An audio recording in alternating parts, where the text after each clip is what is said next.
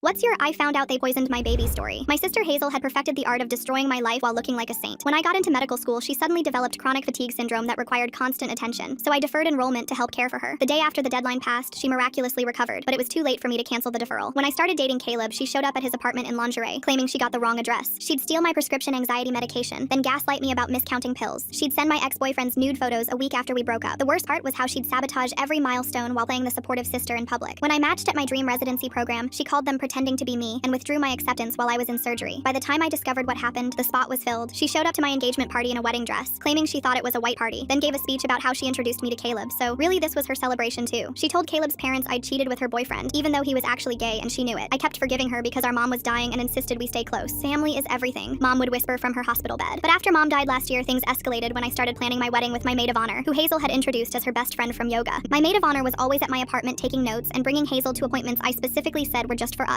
She'd text Hazel photos of everything before I could even tell Caleb. It felt like Hazel was taking over my wedding through her spy. One afternoon, I came home to find the two of them in my bedroom with my wedding dress cut to pieces on the bed. Hazel gasped and said my maid of honor's ex broke in and destroyed it, but my maid of honor was laughing and taking photos. That night at dinner, I hid my phone in my purse with recording on, because something felt deeply wrong, and I made sure to leave it with them when I went to the restroom. When I listened later in my car, I nearly crashed. My maid of honor was describing how pathetic I looked trying on dresses, and how she'd been documenting everything for Hazel. Remember when she cried at the fitting because she looked fat? Hazel snorted, then explained how she'd been sending Caleb texts from my phone about not wanting kids when I wasn't looking, and how she'd made a dating profile with my photos that his brother found. Then she mentioned the miscarriage and I stopped breathing. She said she'd replaced my prenatal vitamins with antibiotics that cause pregnancy complications because the pharmacist had specifically warned her about that side effect. They laughed about how I cried for weeks thinking it was my fault. She described watching me sob in the bathroom after the ultrasound and having to leave the room so I wouldn't see her smiling. The best part was her asking me if bad genes run in our family. She planned to announce a fake pregnancy during my vows and had already bought a fake ultrasound online. She'd saved security footage of me drunk at my bachelorette party and planned to accidentally play it during the reception. That's when it hit me that my sister wasn't competing with me, but was actively destroying me for entertainment. The next morning, I told Caleb everything and played him the recording. His face went white, then red, then he threw a flip-flop against the wall and said we were leaving the state immediately. Within a week, we'd vanished. The morning of what would have been our wedding, Hazel texted, frantically asking where I was because the venue was full of guests. I sent a photo of our courthouse marriage certificate from the new state. "You poisoned my baby. I have the recording. Never contact me again or the police get everything." She called 47 times, screaming into my voicemail that I couldn't prove anything and that Caleb would leave me anyway. I sent her a text that said she'd disgraced our mother's memory and blocked her number. My former maid of honor texted 2 months later from the hospital with kidney failure. Hazel had put antifreeze in her coffee, claiming she thought it was sugar-free sweetener, and Hazel was now dating former maid of honor's ex-fiancé while she needed dialysis 3 times a week. The police investigated, but Hazel's new boyfriend was a cop who made it disappear. 6 months later, Hazel was engaged to him and pregnant with twins while draining my former maid of honor's inheritance as her medical power of attorney. Last week, my cousin sent me Hazel's baby shower photos where she's posing with a woman from her prenatal class. The caption talked about helping plan the woman's sister's wedding. In the comments, the sister complained that Hazel kept showing up uninvited. The woman laughed it off, saying her sister was jealous. She has no idea she invited a monster into her life.